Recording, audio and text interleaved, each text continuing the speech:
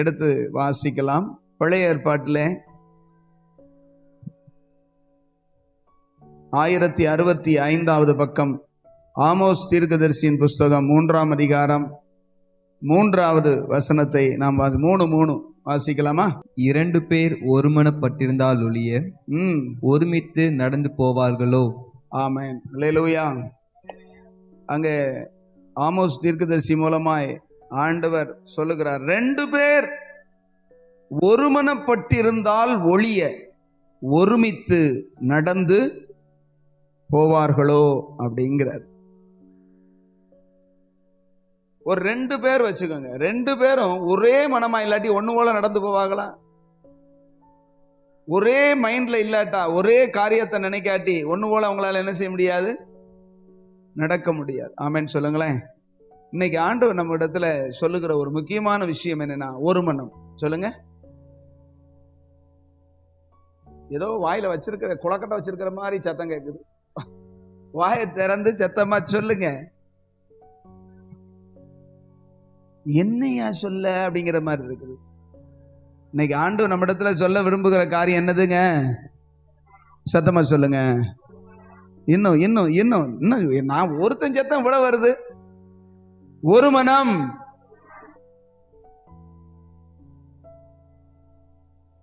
ஒரு அரை தூக்கத்திலேயே இருக்கிற மாதிரி இருக்குது எனக்கு ஒரு மாதிரியா. சத்தமா நீங்க பேசினாதான் நீங்க விழிச்சிருக்கீங்கன்னு தெரியும்.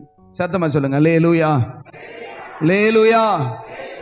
ஒருமனப்பட்டிருந்தால் ஒழிய அங்க சொல்லப்பட்டிருக்கிறது. ஒருமனப்படாட்டி 2 பேரே ஒன்னா என்ன செய்ய முடியாது?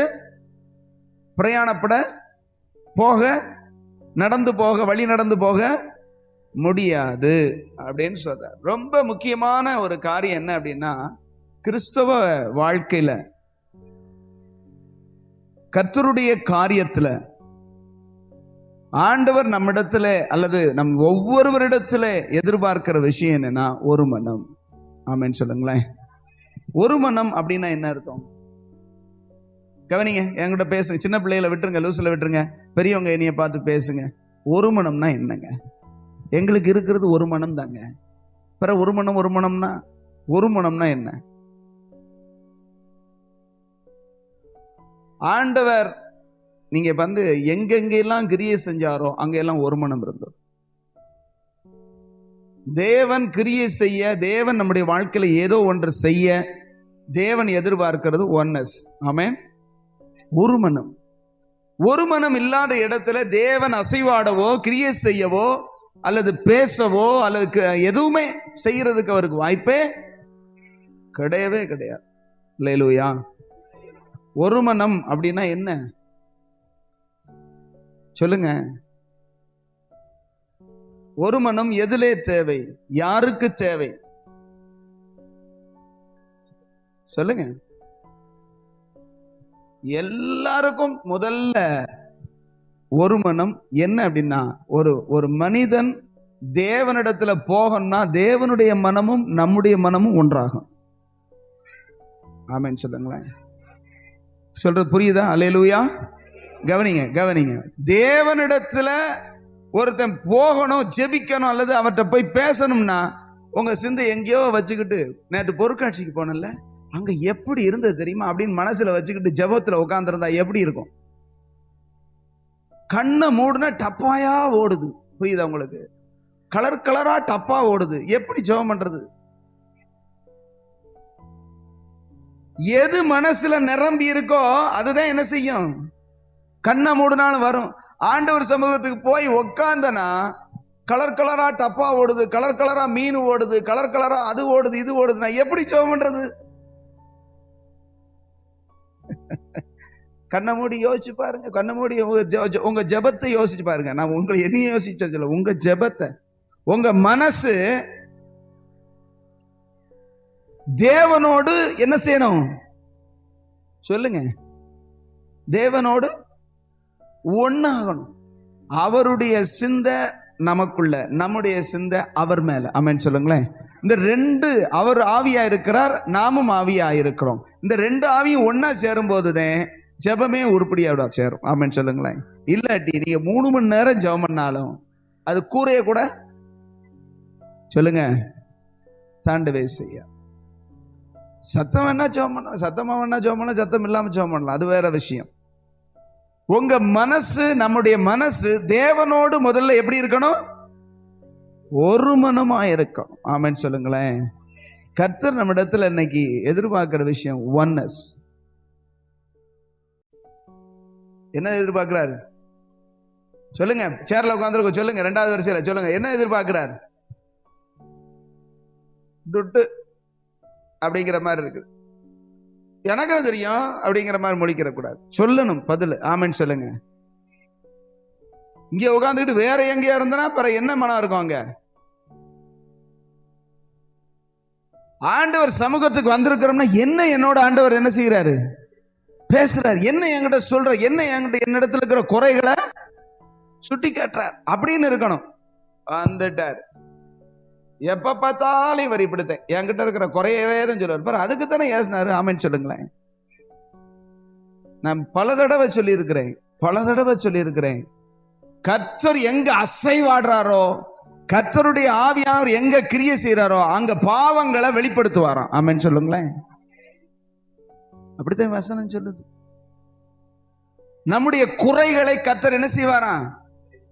சொல்லுங்க, வெளிப்படுத்துவார். அதுக்கு தேவையானவர் இருப்பார். வந்து அப்படியே தடவி கொடுக்குறக்கா டாக்டர் வருவாரு, வந்தா ஊசி எடுத்துட்டு வருவாரு, மாத்திரையை கொடுப்பாரு, கசப்பாத்தையும் இருக்கும். ஆமென் சொல்லுங்களேன். நம்ம சரிப்படுத்தணும். ஆமென் சொல்லுங்களேன். அல்லேலூயா. இங்கே வசனம், நீங்க ட்ராக் மாறக்கூடாதுங்கிறதுக்காக நான் வசனம் சொல்லாம இருக்கேன். எபேசியர்ல பரிசுத்தவான்கள் யாரு வசனத்தை முடிப்பா? பரிசுத்தவான்கள் சீர் பொருந்தும் பொருட்டு அப்படி சொல்லப்பட்டிருக்கு. யாரு ஒரு மனமா இருக்கணும் நான் சொல்லியிருக்கிறேன், பதில் சொல்லணும்னு சொல்லியிருக்கிறேன். யாரு? பரிசுத்தவான்களாகும்படி அழைக்கப்பட்டிருக்கிற விசுவாச மக்கள் சீர் பொருந்தணும்னா சபையில சிலரை அப்போஸ்தலராக, சிலர் தீர்க்கதரிசிகளாக கர்த்தர் வச்சிருக்காரு. எதுக்கு வச்சிருக்காரு? சீர்படுத்துறதுக்காக. ஆமென் சொல்லுங்களேன். அதை இங்கிலீஷ்ல சொன்னா church is a workshop. Amen சொல்லுங்க. ஒர்க் ஷாப்ல ஒரு வண்டியை கொண்டு வந்து விட்டா அவர் அப்படியே தொடச்சு வச்சிருப்பாரா? ஷோரூம்ல தான் தொடச்சு வைப்பாங்க. ஆனா ஒர்க் ஷாப்ல பிரிச்சு மேய்ஞ்சிருவாங்க. ஆமென் சொல்லுங்களேன். சரியா இல்லையா? ஐயா, எதையும் தொடக்கூடாது. என் வண்டியை சரி பண்ணுங்கன்னா எப்படி சரி பண்றது? முதல் 4 நட்டை கலட்டி லூஸ் பண்ணி அடுத்து எடுத்து அதை கழுவி கிளீன் பண்ணி இருக்கிறத சரியில்லாததை சரிப்படுத்தி போடுறதுக்கு தான் சொல்லுங்க ஒர்க் ஷாப். அங்க டக்கு டக்குன்னு சத்தம் கேட்கத்தான் செய்யும். என்ன எப்ப பார்த்தாலும் டக்கு டக்குன்னு இப்படியே சத்தம் கேட்குன்னு, அது ஏன் ஒர்க் ஷாப்? ஆமென் சொல்லுங்க. தேவனுடைய சமூகத்துல நம்ம வரும்போது நம்ம இடத்துல இருக்கிறத கொஞ்சம் குத்தி கிழிச்சு வெளியே தள்ளணும். ஆமென் சொல்லுங்க. ஆண்டவர் எதிர்பார்க்கிற விஷயம் என்ன அப்படின்னா ஒரு மனம். நமக்கும் தேவனுக்கும். சொல்லுங்க பார்க்கலாம், சத்தமா சொல்லுங்க. பக்கத்துல கையை பிடிங்க. சில பேர் இப்பயே நித்திரைக்கு பக்கத்துல போயிட்டாங்க, அந்த பக்கத்துல பிடிங்க. அந்த அவங்கள பிடிச்சு ஒரு மனம் இருக்கா? தேவனோடு ஒரு மனம் இருக்கா? அவங்கள பார்த்து கேளுங்க, என்னைய பார்த்து கேட்காதீங்க. தேவனோடு ஒரு மனமா இருக்கீங்களா? ஏன் வாயை திறந்து கேளுங்க, அவங்கள பார்த்து கேளுங்க, என்னையவே பார்த்து முறைக்காதீங்க. அல்லேலூயா. அசைக்கிறதுக்கு நான் படுற பாடு எனக்குள்ள தெரியும். ஆமென் சொல்லுங்களேன். சியோன் பர்வதம் போல் அசையாமல் என்றென்றைக்கும் உறுதியுடன் இருப்போம்னு என்ன சொன்னாலும் அசைறது கிடையாது. கர்த்தர் நல்லவர். ஆமென் சொல்லுங்க. தேவனோடு ஒரு மனமா, தேவ சமூகத்துல போய் ஒரு மனமா இருக்கணும்னா முதல்ல கொஞ்சம் அந்த உலக காரியங்களை என்ன செய்யணும்?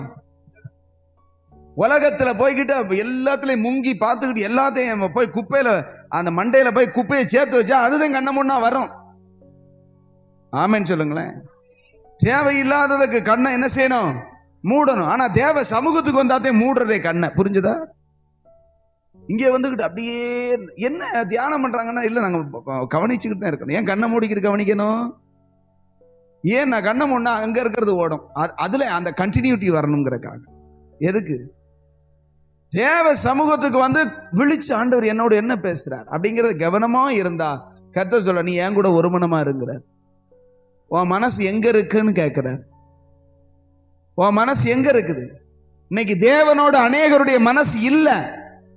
உலகத்தோட, உலக காரியங்கள் மேல, பணத்தின் மேல, உலக ஆசையின் மேல, உலக வழிபாடுகளின் மேல. கெட்ல சேராதுங்கிறாரு. ஆமென் சொல்லுங்களேன். எனக்கு ஒரு அற்புதம் நடக்கலையே, எனக்கு ஒரு விடுதலை வரலையே அப்படின்னு ஏங்கலாம். சரி பண்ணது வேண்டிய சரி பண்ணா சரியா வரும். ஆமென் சொல்லுங்களேன்.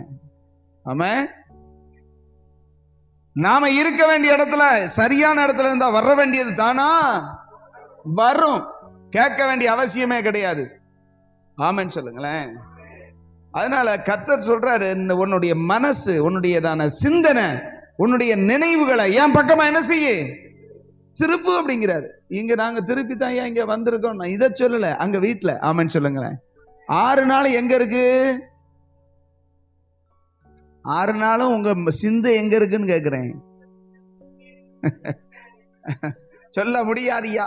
இதெல்லாம் கவர்மெண்ட் மாதிரிலாம் இருக்குது. சுப்ரீம் கோர்ட்ல ஒரு கேள்வி கேட்டா உனக்கெல்லாம் சொல்ல முடியாதுமா, அவன் தான். புரியுதா உங்களுக்கு? சுப்ரீம் கோர்ட்லயே ஒரு கேள்வி கேட்டா உங்ககிட்ட எல்லாம் சொல்ல முடியாதுமா, அது மாதிரில இருக்குது. ஏசுனார் கேட்டாலே சொல்ல முடியாது. உன் மனசு எங்க இருக்கு?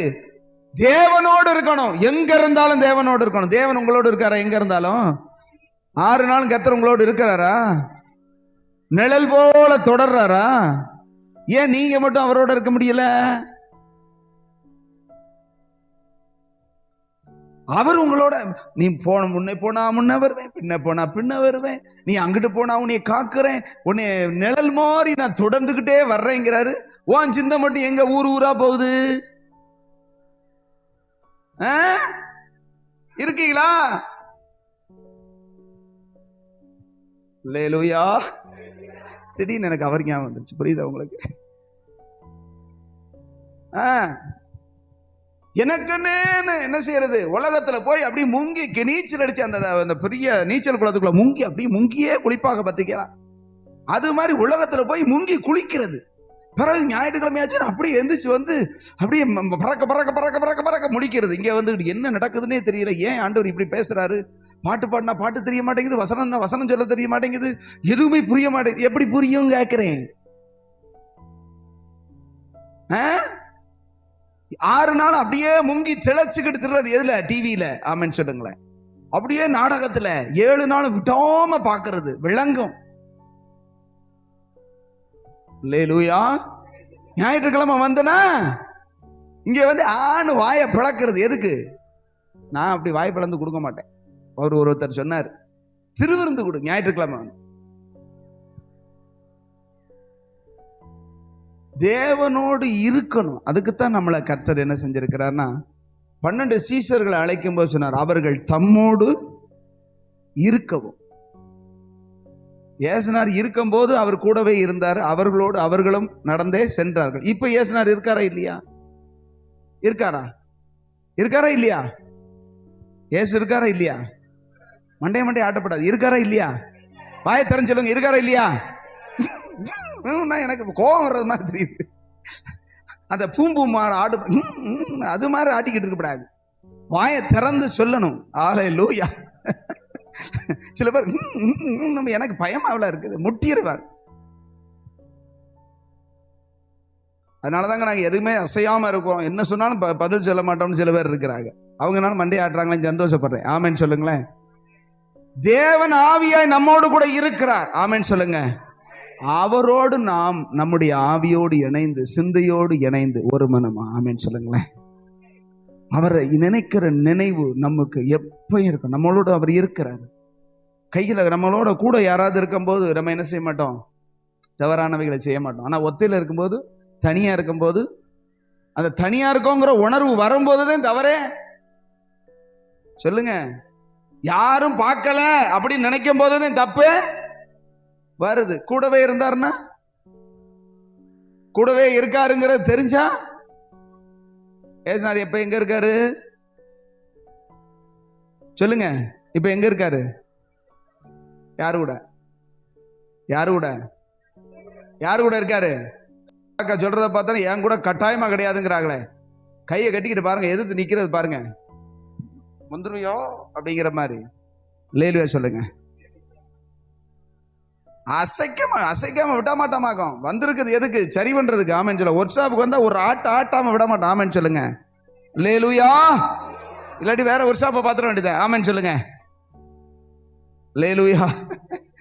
வேற ஒர்க் ஷாப்புக்கு போய் ஒர்க் ஷாப்புக்காரனே காணா போயிட்டான். அல்லேலூயா சொல்லுங்க.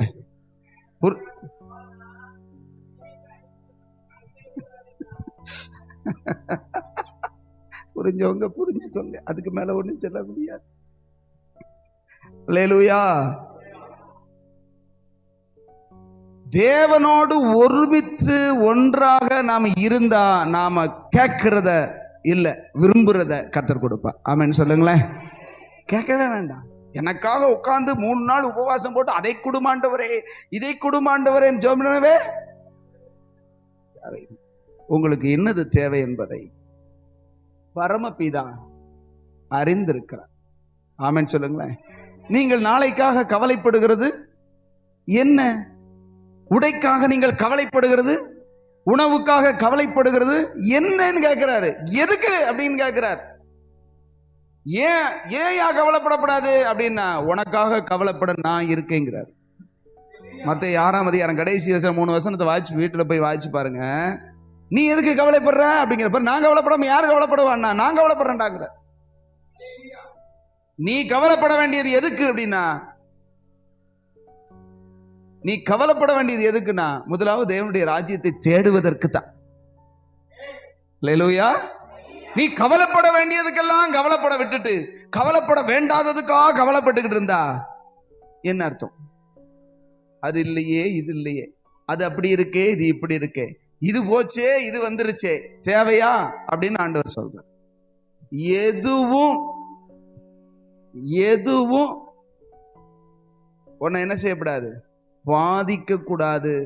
ஒண்ணு மட்டும் பாதிக்கணும். என்னன்னா, தேவன் கூட இல்லாட்டி பாதிக்கப்படணும். ஆமென் சொல்லுங்களேன். கர்த்தரோடு நீங்க இல்லாட்டி உங்களுக்கு மனசே நல்ல, எனக்கு பிரசன்னமே இல்லை, ஆண்டவரோடு இருக்கிறதே எனக்கு தெரியல, சரி நான் போய் நம்ம ஒரு நாள் உபவாசம் போட்டு கொஞ்சம் அறிக்கை செய்து எதுல தவறிட்டேன்னு பார்த்து போய் அவரோட மிங்கிள் ஆகணும்னு சொன்னா சரியான கவலை. அல்லேலூயா சொல்லுங்களேன். புரிஞ்சவங்க அல்லேலூயா சொல்லுங்க. சத்தமா அல்லேலூயா. முதலாவது யாரோட ஒரு மனமா இருக்கணும்? யாரோட ஒரு மனமா இருக்கணும் சொல்லுங்க. யாரோட ஒரு மனமா இருக்கணும்?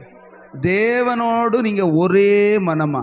சில பேருக்கு பாத்தீங்கன்னா, ஆண்டவர்கிட்ட வந்தா ஆண்டவர், உலகத்துக்கு போனா விக்கிரகம், மறுபடியும் விக்கிரகம் அல்லது வேற உலக காரியங்கள்.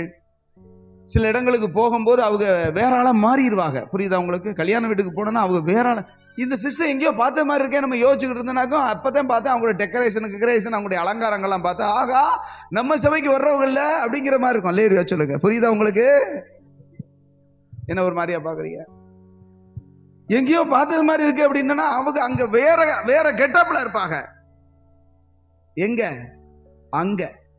இங்க வந்தா வேற கெட்டப்ல இருப்பாங்க. எப்பயும் பாக்குற மாதிரி, அங்க போனா வேற மாதிரி இருப்பாங்க. இந்த மாய்மாலம் எல்லாம் ஆகாது. ஆமென் சொல்லுங்களேன். ஒரே மாலம், தேவனோடு ஒன்றித்து தேவன் விரும்புகிறபடி, அல்லேலூயா, அவருடைய இருதயத்துக்கு சொல்லுங்க ஏற்றவர்கள். ஆண்டவர் உங்களை பார்த்து சந்தோஷப்படணும், மகிழன். உலகத்துக்குள்ள போய் என்ஜாய் பண்றது, அவங்களோட அந்த உலகத்தானோட போய் அவனை மாதிரியே என்ன செய்யறது. ஆண்டவர் ஏன் இதை சொல்றாருன்னு தெரியல. மறுபடியும் அதை வருது. உன் நிலைமை பரிதாபமா போயிடும், ஜாக்கிரதை. அப்படிப்பட்ட நிலைமை இருந்தா வெளியே தெரிய எனக்கு ஒன்றும் பிரச்சனை இல்லை. உலகத்தோடு உலகமா போகும்போது அவனை மாதிரியே, அவன் செய்யறது மாதிரி நான் செஞ்சா என்ன தப்பு அப்படின்னு கேட்கறது. செய்யல மவனை, செய்டா சொல்லுங்க, செய்டான்னு விட்டுருவாரு. பிறகு வந்து பாதாள குழியில கிடக்கும் போது, ஐயோ நீ தானே சொன்ன என்ன தப்புன்னு சொல்லி ஏறி வா. புரியுதா உங்களுக்கு? ஆண்டவர் சொல்லும் போது, எச்சரிக்கும் போது, வசனத்தை வச்சு எச்சரிக்கும் போது யாருக்கும் தெரியாம நம்ம கிட்ட மட்டும் பேசுவார். ஆமென் சொல்லுங்களேன். பேர் சொல்லவே மாட்டார், ஆனா கரெக்டா இருதயத்துல குத்தும். அவருடைய வார்த்தை குத்துதா, நம்ம கிட்ட தனிப்பட்டு உணர்த்துதா? பேர் சொல்ல மாட்டார். பாத்துக்கங்க, ஆண்டவர் பேசும்போது பேர் சொல்ல மாட்டாரு, ஆனா தனிப்பட்டு வந்து நறுக்குன்னு குத்தும். ஆஹா இடிக்குதுரா அப்படின்னா திருத்திக்கோன்னு அர்த்தம். ரோமர் 2ஆம் அதிகாரத்துல ஒரு வசனம் இருக்கு, வாசிங்க. 2:4. 2ஆம் அதிகாரம் ரோமர் 4. அல்லது தேவ தயவு நீ குணப்படும்படி உன்னை ஏவுகிறது என்று அறியாமல், தேவனுடையதான தயவு நீ குணப்படுவதற்காக உன்னை குத்தி ஏவுகிறதென்று நீ அறியாமல், அவருடைய தயவையும் பொறுமையையும் நீடிய சாந்தத்தையும் இவைகளின் ஐஸ்வர்யத்தை இப்படிப்பட்டவைகளின் ஐஸ்வர்யத்தையும் அசட்ட பண்ணாதேங்கிறார். சொல்லுங்களேன். உன்னை வந்து குத்துதா, பேசுறது உன்னை இடிக்குதா, கஷ்டமா இருக்கா, தேவனுடைய தயவுன்னு அர்த்தம். ஆமென் சொல்லுங்க. உங்களை வந்து இந்த ஒரு வார்த்தை அப்படியே உற்சாகப்படுத்துது அப்படின்னா அது தயவா எங்கேயுமே சொல்லப்படலை. கர்த்தர் உங்க மேல தயவா இருக்கிறார் அப்படி சொல்லவே படல. உங்களை வந்து தேவனுடைய வார்த்தை வந்து அப்படி குத்துது இடிக்குது அப்படின்னா தேவ தயவு நீ குணப்படுவதற்காக குத்துதுன்னு அர்த்தம். அல்லேலூயா சொல்லுங்க. ஏதாயிலும் இங்க இருந்து வருகிற வார்த்தை நம்முடைய இருதயத்தை காயப்படுத்துற மாதிரி நம்மகிட்ட இருக்கிறதான தவறுகளை நறுக்குன்னு குத்துறது மாதிரி இருக்குன்னா கர்த்தருடைய தயவு நம்ம மேல இருக்குன்னு அர்த்தம். புரிஞ்சவங்க அல்லேலூயா சொல்லுங்க. ஐயா, அந்த பிரசங்கம் கேட்டு முடிச்சேன், எனக்கு எதுவுமே மனசுல தொடவே இல்லைன்னா உன் மேல தயவு இல்லை அல்லது கர்த்தர் ஒன்ன சொல்லுங்க கைவிட்டார்னே அர்த்தம். எதுவுமே தெரியல, ஏதோ போனா வந்தோம். ஏமா இன்னைக்கு ஆடானி போனீங்களே, என்ன கர்த்தர் உங்களோட பேசினார்னா, கர்த்தர் பேசினாரா கத்தரிக்கா பேசினாரு எனக்கு ஒன்றும் தெரியாது. ஏதோ நல்லா சிரிக்க என்ன செஞ்சாரு சொல்லுவாங்க. நீங்க பேசுறத பார்த்தா எனக்கு அந்த படத்துல சிவாஜி கணேசன் நடிச்சது மாதிரியே ஞாபகம் ஒரு பாட்டி சொன்னது, செத்து ஆள் இருக்கா இல்லையான்னு தெரியல. அல்லேலூயா சொல்லுங்களேன். அன்னைக்கே போச்சுராகலையேன்னு நினைச்சேன். சிவாஜி கணேசன் இப்படியா உயிரை கொடுத்து தேவனுடைய வசனத்தை கத்திக்கிட்டு இருக்கான். அவன் பணத்துக்காக ஒரு பாட்டி சொன்னது. அப்ப அந்த பழைய சர்ச்சில் நீ பேசுறத பார்க்கும்போது அந்த வசந்த மாளிகை படத்துல சிவாஜி கணேசன் பேசின வசனம் மாதிரியே எனக்கு அவன் வந்தது. விளக்க பொறுத்து நாப்பலதான் என்ன நான். அல்லேலூயா சொல்லுங்களேன். இப்படி நினைச்சுக்கிட்டு இருந்தது என்ன செய்ய, ஆண்டவர் என்னோடு என்ன உணர்த்துறாரு, நீ என்னோட இல்லைங்கிறாரு. ஆமென் சொல்லுங்க. உன் மனசு என் கூட இல்லை, உன் மனசு என்னோட இணையல, வேற எங்கேயோ ஒட்டி இருக்கு, அதை வெட்டுங்கிறாரு. இல்லையா சொல்லுங்களேன். எதுல ஒட்டி இருக்குன்னு நான் சொல்ல முடியாது, நீங்க தான் ஆண்டவர்கிட்ட கேட்கணும். ஆமென் சொல்லுங்க. எதுல போய் சப்புன்னு ஒட்டி கிடக்கு, எதுல போய் பின்னி பிணைஞ்சு கிடக்கு, எங்க போனா நமக்கு உலகத்தின் மாதிரி இப்ப உலகத்தான மாறுறோம், எங்க போனா உலகத்துக்கு ஒத்த வேஷம் தரிக்கிறோம், எங்க போனா தேவனுடைய பிள்ளைங்கிறத நிரூபிக்காம இருக்கோம்னு உங்களுக்கு தொட்டுதான் காட்ட முடியும். ஆமென் சொல்லுங்க. டச் தான் பண்ணி கொடுப்பார். அதான் தேவனுடைய தயவு. சொல்லாம கடிக்கிறாரா, யாருக்கும் பேர் சொல்லாம சொல்றாரா? அல்லேலூயா. முதல்ல நாம் தேவனோடு ஒரு மனமா இருக்கணும். ஆமென் சொல்லுங்க. எல்லாரும் சொல்லுங்க, நாம் தேவனோடு, சத்தமா சொல்லுங்க, நாம் தேவனோடு ஒரு மனமாயிருக்க வேண்டும், அவரோடு ஒரே மனமாயிருக்க வேண்டும், ஒன்றித்திருக்க வேண்டும். ஆமென் சொல்லுங்களேன். அப்போஸ்தலர் 5ஆம் அதிகாரத்தில் ஒரு வசனத்தை வாசிக்கலாமா? 9வது வசனம், 5:9. அப்போஸ்தலர் நிருபம். பேதுரு அவளை நோக்கி, 167ஆம் பக்கத்துல, பேதுரு அவளை நோக்கி, கர்த்தருடைய ஆவியை சோதிக்கிறதுக்கு நீங்கள் ஒருமனப்பட்டதென்ன அப்படின்னு பேதுரு அனனியா அப்படிங்கிற அனனியா என்கிறவனுடைய மனைவியை பார்த்து கேட்கிறார். ஆமென். சப்பீராள் அப்படிங்கிற ஒரு பெண்ணை பார்த்து நீங்கள் ஒருமனப்பட்டதென்ன அப்படி கேட்கிறார். எதற்கு? கர்த்தருடைய ஆவியை சோதிப்பதற்கு ஒருமனப்பட்டார்கள் அப்படின்னு இருக்கு இல்லையா? அங்க உங்களுக்கு நடந்த விஷயங்களை நீங்க முந்தின 5 வசனங்களை போய் பார்த்தீங்கன்னா, ஒரு நிலத்தை விற்கிறாங்க, புருஷனும் பொண்டாட்டியும் சேர்ந்து. கவனிக்கிறீங்களா? நான் கேட்பேன் உங்ககிட்ட, புருஷனும் பொண்டாட்டியும் சேர்ந்து இந்த நிலத்தை விற்று நாம் ஆண்டவருக்கென்று கொடுக்கணும் அப்படின்னு புருஷன் பொண்டாட்டி இணைஞ்சு ஒருமனப்பட்டு என்ன செய்யறாங்க? முடிவெடுக்கிறாங்க. முடிவெடுத்துட்டு போய் வித்த உடனே, அந்த பணத்தை பார்த்த உடனே மனசு மாறிடுச்சு. ஏங்க இவ்வளவுமா கொடுக்க போறீங்க? ஆமென் சொல்லுங்க. நம்ம இப்படி கேட்போம்ல, அது வாட்டு கெட்டு கெட்டா ரூபா இருக்கு. நிலத்தை வித்தா எவ்வளவு இருக்கும்? நிறைய இருக்கு. நிறைய இருந்த உடனே அந்த மனையா இருக்கும் போது, அந்த நிலமா இருக்கும் போது, இது கர்த்தருக்குன்னு நாங்க ஒப்பு கொடுத்துட்டோம், இது கர்த்தருக்குன்னு நாங்க கொடுக்க போறோம், ரெண்டு பேரும் உற்சாகமா சொன்னாங்க. சொல்லி முடிச்சதுக்கு அப்புறம் வித்தாச்சு. வித்த உடனே கட்டுக்கட்டா பணத்தை அப்படி கூட்டி முடுக்கி எடுத்து பிடிச்ச உடனே, ஏங்க இவ்வளவுமா கொடுக்க போறீங்க? அதானத்தா எனக்கும் ஒரு மாதிரியா யோசிக்குது. இவருக்கும் அந்த மனசு. ஆமென் சொல்லுங்களேன். எனக்கும் அப்படித்தான் இங்க இருக்கு அப்படின்ன உடனே, சரி ரெண்டு பேரும் சேர்ந்து நம்ம ஒரு பாதியை நமக்குன்னு வச்சுக்கிடுவோம். நாளை பின்ன ஏதாவது கைவிட்டுட்டாங்கன்னா, நீங்க சோறு விடாம போனாங்கன்னா, ஆமென் சொல்லுங்களேன், அப்படின்னு சொல்லி நமக்குன்னு கொஞ்சத்தை எடுத்து வச்சுக்கிடுவோம். கேட்டா அப்படித்தான் ஆமான்னு சொல்லிடுவோம். அவர் பாதத்துல கொண்டு வைக்க போறோம். அவர் என்னையா பார்க்க போறாரு? அல்லேலூயா சொல்லுங்களேன். பேதுருக்கு என்னவும் தெரியாது, ஒன்னும் தெரியாது, படிக்காத மனுஷன். ரெண்டாவது அவர் கையில கொடுக்க போறது இல்லை, போய் பாதத்துல இவ்வளவு ஐயா அப்படின்னு வச்சா அவருக்கு என்ன தெரியவா போகுது? ஆமென் சொல்லுங்களேன். இப்படித்தான் நம்ம நினைக்கிறோம். அப்படித்தான் நினைக்கிறோம். எவ்வளவு காணிக்க போறோம் யாருக்கு தெரிய போகுது? பாஸ்டுக்கா தெரிய போகுது? அல்லேலூயா. இந்த மாசம் ஒரு 100 ரூபா குறையா போட்டா, 10 ரூபா குறையா போட்டா யாருக்கு தெரியும்? பாஸ்ட் என்ன பேரெழுதியா போட சொல்றாரு? அதுக்குதான் பேரெழுதாம நமக்கு என்ன செய்யறாரு? அவன் காணிக்க போட்டோமா போடலை அதை பத்தி கவலை இல்லை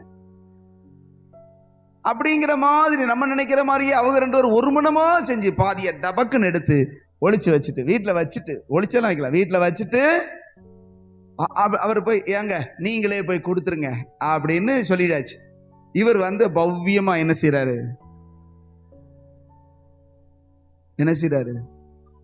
அப்படியே கண்ணை மூடிக்கிட்டு தியானிக்கப்படாது. நான் கேட்கறத பதில் சொல்லணும். என்ன செய்யறாரு? பேதுரு பாதத்துல வந்து வைக்கிறாரு. அவர் சொல்றாரு, என்னவே இல்லை. அவர் என்னவே இல்லை. இவ்வளவுக்கு தானா விற்றீர்கள்? அதை எனக்கு சொல்லு. ஆமா. இவ்வளவுக்கு தானா விற்றீர்கள்? ஆமா அப்படின்னு சொன்ன உடனே 3வது வசனத்துல பாத்தீங்கன்னா, அனனியாவே நிலத்தில் ஒரு கரை ஒரு நிலத்தில் நிலத்தின் கிரயத்தில் ஒரு பங்கை வஞ்சித்து வைத்து பரிசுத்த ஆவியினிடத்தில் பொய் சொல்லும்படி, பரிசுத்த ஆவியானவர்கிட்ட வந்து பொய் சொல்லும்படி சாத்தான் உன் இருதயத்தை நிரப்பினதென்ன? யார் நிரப்பிட்டா? சாத்தான் நிரப்பிட்டான். அப்ப இவனை நிரப்பினான்னா அவளையும் நிரப்பியாச்சு. இவர் வந்து சொன்ன உடனே என்ன செஞ்சிட்டான்னா, அப்படியே அவர் பாதத்துல விழுந்து செத்தேவனா. லேலுவே சொல்லுங்க. சாத்தான் இருதயத்தை நிரப்பிட்டான். என்ன நடக்கும்? புதிய ஏற்பாட்டுல அந்த ஆரம்ப கட்ட நிலைமை கீழே விழுந்து செத்துருவாங்க. ஏன்னா அவங்க வந்து ரொம்ப ரொம்ப யாரு? ரொம்ப ரோசம் உள்ளவங்க. ஆண்டவரை விட்டு நான் இப்படி சாத்தானுக்கு இடம் கொடுத்துட்டேனேன்னு செத்து போனான். ஆமென் சொல்லுங்களேன். இப்ப எல்லாம் இல்ல, ஏசுனாரை விட்டு தூர போயிடுவாங்க. என்னன்னாக்க பிசாசுக்கு இடம் கொடுத்தாச்சு, சரி விடு, இனிமே ஏசுனாருக்கு நமக்கு இடம் இல்லையாக்கும், போயிட்டு போகுது. ஏசுனார் சாகவும் என்ன செய்ய மாட்டாரு? வைக்க மாட்டார். லேலூயா. இருதயம் பிசாசுனால் நிரம்பணும்னே உடனே அவன் வந்து ஐயோ பிசாசுக்கா இடம் கொடுத்துட்டேன்னு கீழே விழுந்து செத்து போனான். 3 மணி நேரம் சென்றுச்சு. இப்படி செத்த உடனே பார்த்தாரு, பேதுரு பாக்குறாரு, செத்து போனா. சரி டே, ஒரு 4 பேர் வாலிப பையன் அப்படியா தூக்கிட்டு போய் அடக்கம் பண்ணு அப்படின்டா. லேலுவே சொல்லுங்களேன். புருஷன் செத்தா பொண்டாட்டிக்கு சொல்றது கிடையாது. ஆமென் சொல்லுங்களேன். புருஷன் செத்து போனாரு, வீட்டுக்காரிக்கு கூட சொல்லாம அடக்கமே பண்ணியாச்சு. புரியுதா உங்களுக்கு? இது எதுவுமே தெரியாம 3 மணி நேரம் சொன்ன யார் வர்றா? மனைவி வர்றா, சப்பீராள் வர்றா. அவ வந்து அப்படி பவ்யமா பாஸ்டர் ஸ்தோத்திரம், பாஸ்டர் பிரைஸ் தி லார்ட் அப்படிங்கிற. அல்லேலூயா சொல்ற. நம்ம சொல்றோம்ல, எதுவுமே தெரியாம மலமுழுங்கி மாடசாமிகள். ஆமென் சொல்லுங்களேன். ஒண்ணுமே தெரியாம அப்படியே வந்து ஸ்தோத்திரம் பாஸ்டர், பரிசுத்த பழங்களாட்டம் வந்து அப்படி சொல்றோம்ல, அது மாதிரி ஸ்தோத்திரம் பாஸ்டர். ஸ்தோத்திரம். ஏதாயி சொல்லுங்க ஐயா, நிலத்தை எவ்வளவுக்கு வித்தீங்க? இவ்வளவுக்கு தானே? ஆமா ஆமா ஆமா இவ்வளவுக்கு வித்து. அவ வீட்டுக்காரர் உள்ள உட்காந்துருப்பாரு, அவர் கல்லறைக்குள்ள நடக்காரு. ஆமென் சொல்லுங்க. இவளுக்கு தெரியாது. அவரை புதைச்சு 3 மணி நேரம் ஆச்சு. இவ இப்பதான் வர்றா, இவளுக்கு இன்னும் விவரமே தெரியல. வந்தவங்க நான் சொல்லியிருக்க வேண்டாம், நம்ம மக்கள் தான் உள்ள நுழைய முன்னாடியே என்ன செஞ்சிருவாங்க? ஆகாஷ்வாணி மாதிரி அப்படியே ஒளிபரப்பி இருப்பாங்க, அது வேற விஷயம். புரியுதா உங்களுக்கு? அவங்க யாருமே சொல்லலை, கர்த்தருக்கு பயந்து பேசாம ஸ்தோத்திரம் பண்ணிக்கிட்டு இருக்காங்க.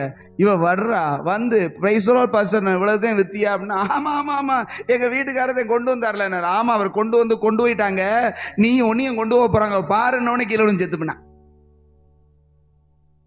அதத்தான் சொல்றாரு, கர்த்தருடைய ஆவியை சோதிக்கிறதுக்கு நீங்க என்ன செஞ்சீங்க? 2 பேரும் ஒருமனப்பட்டீங்களான்னு கேட்டவனே செத்து கீழே விழுந்து அவளும் செத்து பண்ணா. ஆனா நான் இந்த விஷயத்துல அவங்கள 2 பேரையும் ரொம்ப பாராட்டுறேன். ஆமேன்னு சொல்லுங்களேன். என்ன பாராட்டுறேன்? ஒருமனப்பட்டுட்டாங்க கர்த்தரை சோதிக்கிறதுக்கு, ஆனா கர்த்தருக்கு கீழ்ப்படுகிறதுக்கு ஒருமனப்படல. ஆமேன்னு சொல்லுங்களேன். என்னதே இருந்தாலும் புருஷன் பொண்டாட்டி எவ்வளவு ஒருமனமா இருக்காங்க பார்த்தீங்களா? அவங்களுக்கு ஒரு கை தட்டுவோமா? செத்தவங்களுக்கு அல்லேலூயா சொல்லுங்களேன்.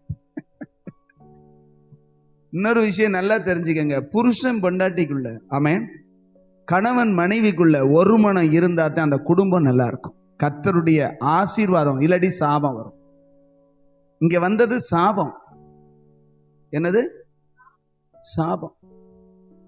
அப்படின்னா ரட்சிக்கப்படாத கணவனோட எப்படி ஒரு மனமா இருக்க அப்படின்னு கேட்டீங்கன்னா, ரட்சிக்கப்படும்படி ஜெபம் பண்ணுங்க. ஆமென் சொல்லுங்க. அதுக்காக பாஸ்டர் சொல்லிட்டாரு, கணவனோட என்ன செய்ய சொன்னாரு? ஒரு மனமா இருக்காருன்னு சொல்லி மாரியத்தாளுக்கு போய் மொட்டையை போட்டுறாதீங்க. ஆமென் சொல்லுங்க. அவர் அதைத்தாங்க சொல்றாரு. அவரோட நான் ஒரு மனமா இருக்கணும்னு நினைச்ச உடனே அவர் சபைக்கு போகாதேன் பாரு, கர்த்தரை தேடாதேன் பாரு, பைபிளை படிக்காதேன் பாரு, அவரோட நீங்க ஒரு மனமா இருக்க சொன்னீங்கன்னா அது வேற மாதிரி போயிடும். புரிஞ்சுக்கிடணும். ஆமென் சொல்லுங்களேன். கர்த்தருக்கு ஏற்கும்படி மனைவிகளை உங்கள் சொந்த புருஷருக்கு கீழ்ப்படியுங்கள், பிள்ளைகளே அவங்களுக்கு என்ன செய்யுங்க? பெற்றோருக்கு கீழ்ப்படியுங்கள்னு சொல்லப்பட்டிருக்கு. அல்லேலூயா. இங்க இந்த அனனியாவும் சப்பீராலும் அவ்வளவு ஒரு மனமா இருந்தாங்க. ஆமென் சொல்லுங்களேன். கொஞ்சம் கூட அவங்களுக்குள்ள என்ன இல்லை? மாற்று கருத்தே இல்லை. அதனால பரிபூர்ணமா சாபம் வந்தது. ஆமென் சொல்லுங்களேன். என்ன ஒரு மாதிரியா பாக்குறீங்க? கர்த்தரை சோதிக்கிறதுக்கு ஒருமனப்பட்டவங்க கர்த்தரை சந்தோஷப்படுத்துறதுக்கு ஒருமனப்பட்டிருந்தா அந்த குடும்பம் இன்னைக்கு ஆசீர்வாதமா இருக்கும். ஆமென், ஆமென் சொல்லுங்களேன். நாம இதுல இருந்து ஒரு பாடத்தை கற்றுக்கொள்ளணும். கர்த்தருக்கு கீழ்ப்படிவதில், கர்த்தருடைய காரியத்துல ஒரு மனமா செய்யணும். சொல்லுங்க பார்க்கலாம். பக்கத்துல இருக்கிறவங்களும் சொல்லுங்க, குடும்பத்துல ஒரு மனம் அவசியம். சத்தமா சொல்லுங்க. பக்கத்துல அவன் டீச்சரை பிடிங்க கைய. ஆமா, 2 அர்மம் ஏன் உட்கார்ந்து இருக்கிறீங்க? கையை பிடிச்சு சொல்லுங்க, குடும்பத்துல ஒரு மனம் அவசியம். வாயை திறந்து சொல்லுங்கயா. சும்மையா கத்திக்கிட்டு இருக்கோம். ஆண்டவர்கிட்ட இந்த வார்த்தையை வாங்க முடியாது. நாங்க பட்டப்பாடு எங்களுக்கு தான் தெரியும். ஆமென் சொல்லுங்க. குடும்பத்துல கணவன் மனைவிக்குள்ள ஒரு மனம் அவசியம். ஒரு மனம் உள்ள குடும்பத்தை கர்த்தர் பிளஸ் பண்ணாம இருக்கவே மாட்டார். சின்ன காரியமோ பெரிய காரியமோ ஒரு மனதை உண்டாக்குங்க. ஆமென் சொல்லுங்களேன். கர்த்தரை சோதிக்கிறதுக்கும் கர்த்தருக்கு விரோதமா செய்யறதுக்கும் ஒருமனப்பட்டீங்கன்னா இங்க நடந்ததே நடக்கும். அவங்க கீழே விழுந்து செத்துட்டாங்க, நம்ம சாக மாட்டோம். கர்த்தர் அப்படிப்பட்டவர். ஆவிக்குரிய வாழ்க்கையில டெத் ஆயிடும், ஸ்பிரிச்சுவல் டெத். கர்த்தருக்கும் உங்களுக்கும் தொடர்பு இல்லாம போயிடும். தேவனுடைய சாபம் உங்களுக்கு வந்துடும். ஆமென். ஆண்டவருக்கு பிரியமானதை செய்வதற்கு, ஆண்டவருடைய வசனத்துக்கு கீழ்ப்படிவதற்கு, தேவன் சொல்லுகிறதை செய்வதற்கு ஒருமனப்படணும். மத்தேயு 18ஆம் அதிகாரத்தில் ஒரு வசனம் இருக்கு, வாசிங்க. 18, 18, 19 வாசிங்க. மத்தேயு எழுதின சுவிசேஷம் 18ஆம் அதிகாரம் 19வது வசனம். அல்லாமலும் உங்களில் 2 பேர் தாங்கள் வேண்டிக் கொள்ள போகிற இந்த காரியத்தை குறித்தாகிலும் பூமியிலே ஒருமனப்பட்டிருந்தால் பரலோகத்தில் இருக்கிற என் பிதாவினால் அது அவர்களுக்கு உண்டாகும் என்று உங்களுக்கு சொல்லுகிறேன். அல்லேலூயா சொல்லுங்களேன். அல்லேலூயா. பூமியில அவர் சொல்ற, இந்த பூமியில யாராவது 2 பேர் ஒருமனப்பட்டவர்களா? இது எதுக்கு 2 பேர் ஆண்டவர் சொல்லியிருக்காருன்னா, கணவன் மனைவி. ஆமென். அதுக்கு அடுத்த வசனத்துல 2 பேராவது 3 பேராவது அப்படி சொல்லுவார்.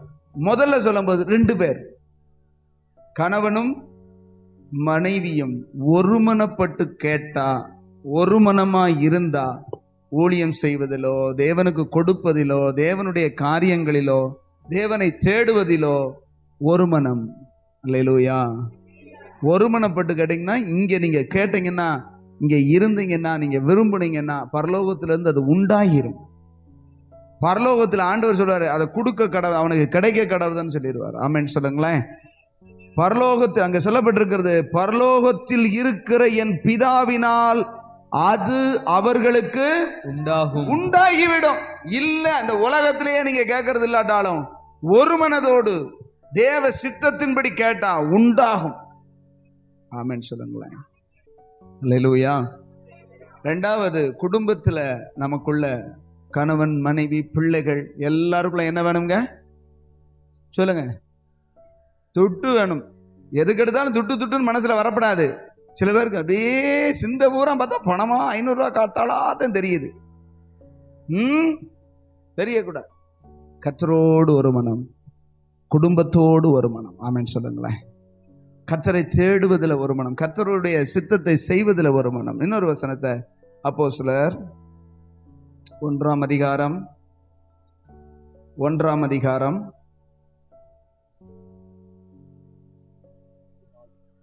14வது வார்த்தை வாசிக்கலாம். அங்கே இவர்கள் எல்லாரும் ஸ்திரீகளோடும் இயேசுவின் தாயாகிய மரியாளோடும் அவருடைய சகோதரரோடும் கூட ஒருமனப்பட்டு ஜெபத்திலும் வேண்டுதலிலும் தரித்திருந்தார்கள். 2:1 பெந்தேகோஸ்தே என்னும் நாள் வந்தபோது அவர்கள் எல்லாரும் ஒருமனப்பட்டு ஓரிடத்திலே வந்திருந்தார்கள். அல்லேலூயா.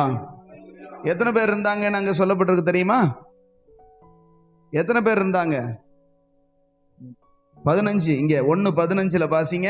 அந்நாட்களிலே சீசர்களில் ஏறக்குறைய 120 பேர் கூடியிருந்த போது. எத்தனை பேர் இருந்தாங்க?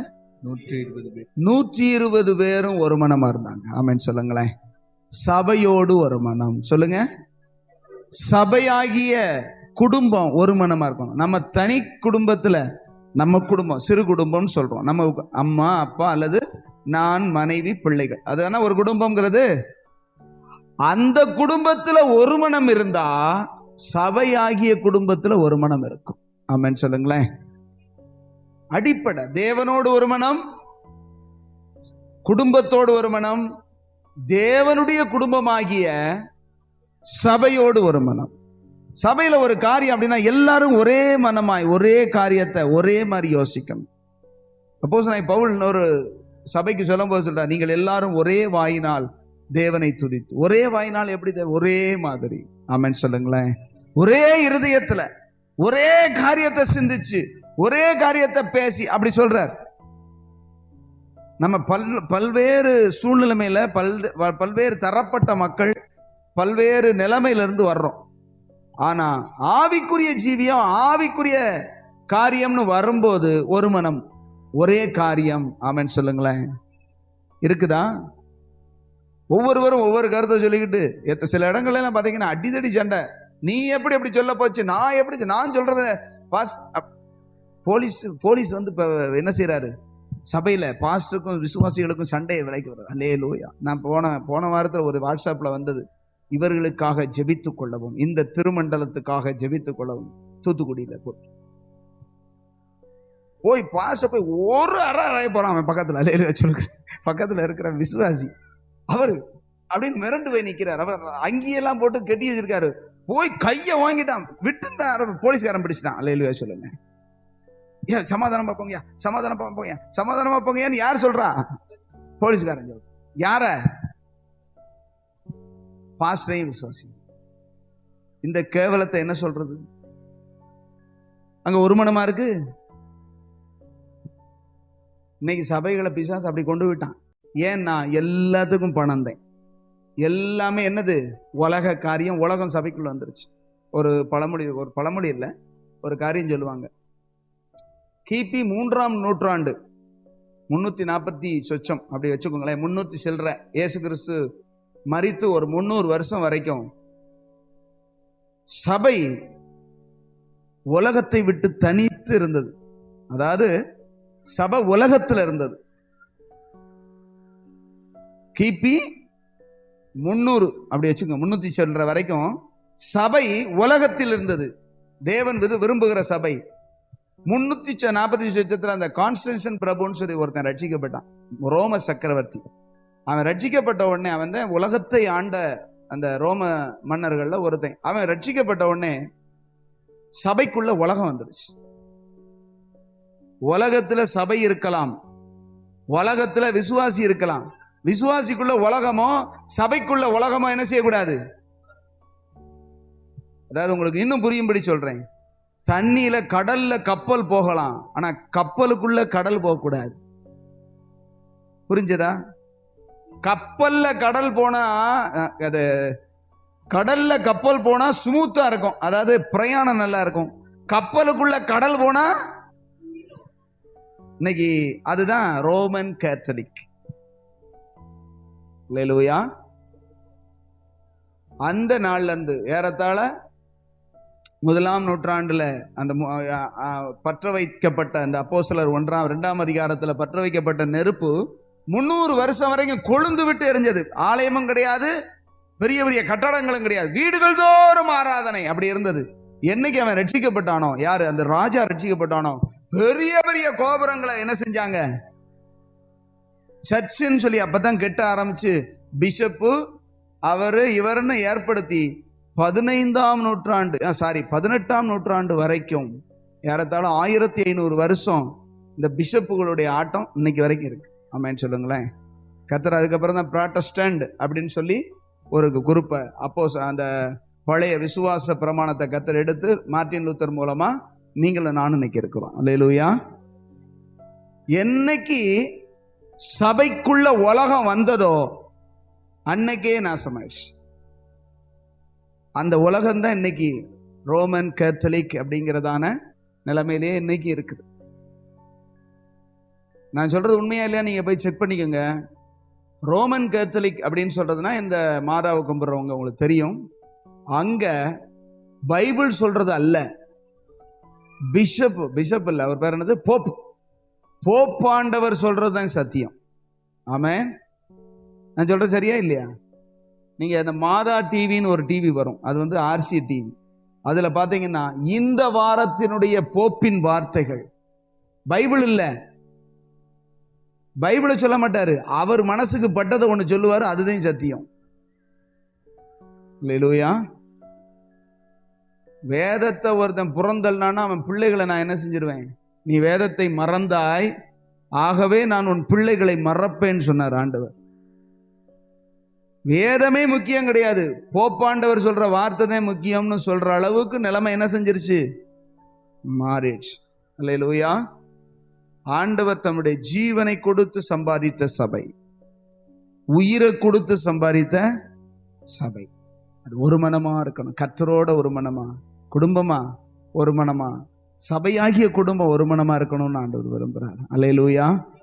சபைக்கும் உங்களுக்கும் சரியான ஒரு அண்டர்ஸ்டாண்டிங் இருக்கும். என்னது இருக்கணும் சொல்லுங்க? புரிந்து கொள்ளுதல் இருக்கணும். உங்க சபையை நீங்க நல்லா புரிஞ்சு, எந்த நோக்கத்துல போகுது, எதுக்காக பாஸ்டர் நடத்துறாரு. இப்ப பைபிள் ஸ்டடி அப்படின்னா, பைபிள் ஸ்டடி நடத்தினா எனக்கு வந்து சம்பளம் தர்றாங்களா? நீங்க கற்றுக்கொள்ளணும், சத்தியத்தை தெளிவா கற்றுக்கொண்டா தான் நீங்க ஆண்டவருக்கு பிரயோஜனமாய் வாழ முடியும். ஆமென் சொல்லுங்களேன். தேவன் எதற்காக சபையை ஏற்படுத்தினாரோ அந்த நோக்கத்தை நீங்க புரிந்து இணைந்து ஒற்றுமையா ஒரு மனமா இருக்கணும்னு தேவன் விரும்புகிறார். ஆமென் சொல்லுங்களேன். அல்லேலூயா. நம்ம அப்படி கண்களை மூடி தேவ சமூகத்துல ஒரு மனம், நாம் வாசித்த 133வது சங்கீதத்தில் சொல்லப்பட்டிருக்கிறது, இதோ சகோதரர் ஒருமித்து வாசம் பண்ணுவது எத்தனை இன்பமும் எத்தனை நன்மையுமாயிருக்கிறது. சகோதரர்களாய், ஒரே குடும்பத்தார்களாய் தேவ சமூகத்திலே நாம் கூடி வரும் பொழுது ஒரு மனம் நமக்கு தேவை. ஆமென் சொல்லுங்களேன். அப்படியே எல்லாம் முழங்கால் படியிட முடிந்தவர்கள் கர்த்தருடைய சமூகத்தில் முழங்கால் படிடுங்க. முடியாதவங்க எழும்பி கூட நெல்லுங்க. ஆண்டவர் சமூகத்தில் என்னால் முழங்கால் போட முடியல, எழும்பி நிற்கலாம். ஆண்டவரே, நான் உங்களோடு சரியான ஒரு உறவுல ஒரு மனமா. ஹல்லேலூயா. ஏன் ஒரு மனம் ஆண்டவர் சொல்றார் தெரியுமா? நீங்க 2 மனசா இருந்தீங்க அப்படின்னா தேவனிடத்திலிருந்து எதையுமே பெற்றுக்கொள்ள முடியாதுன்னு ஆண்டவர் சொல்றார். யாக்கோபு அதை குறித்து சொல்லுகிறார், இருமனம் உள்ளவன் தன் வழிகளில் எல்லாம் நிலையற்றவனாயிருக்கிறான். ரெண்டு மனசோட இருக்கிறியா? இங்க போமா அங்க போமா, அதுவா இதுவா, கர்த்தரை தேடுவோமா வேண்டாமா, அதுவும் வேணும் இதுவும் வேணும், கூழுக்கும் ஆசை மீசைக்கும் ஆசை அப்படின்னு சொல்லுவாங்களே, அது மாதிரி ஆசையில் இருக்க ரெண்டு மனசுல வாழ்றியா? தெளிவா சொல்றாரு யாக்கோபு 1ஆம் அதிகாரத்துல அவர் சொல்றார், ரெண்டு மனசு உள்ளவன் இருமனம் உள்ளவன் தன் வழிகளில் எல்லாம் நிலையற்றவனாயிருக்கிறான். 8வது வசனத்தில் அவர் சொல்றார், இருமனம் உள்ளவன்.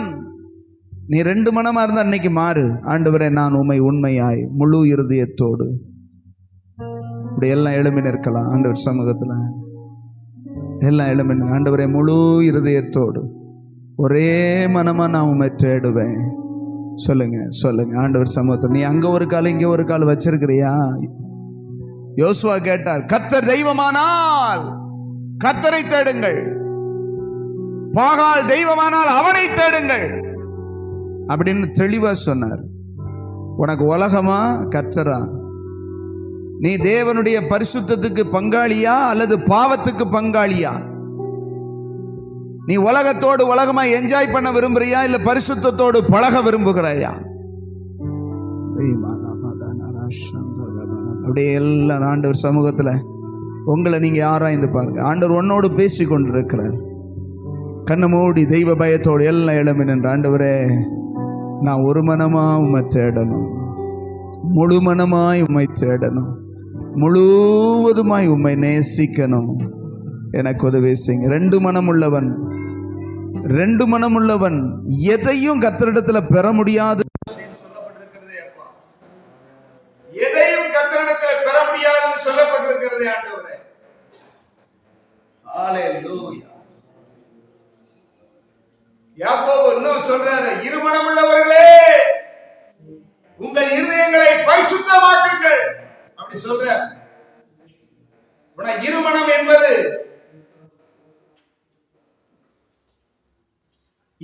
என்பது தேவன் அருவருக்கிற ஒரு பாவம்.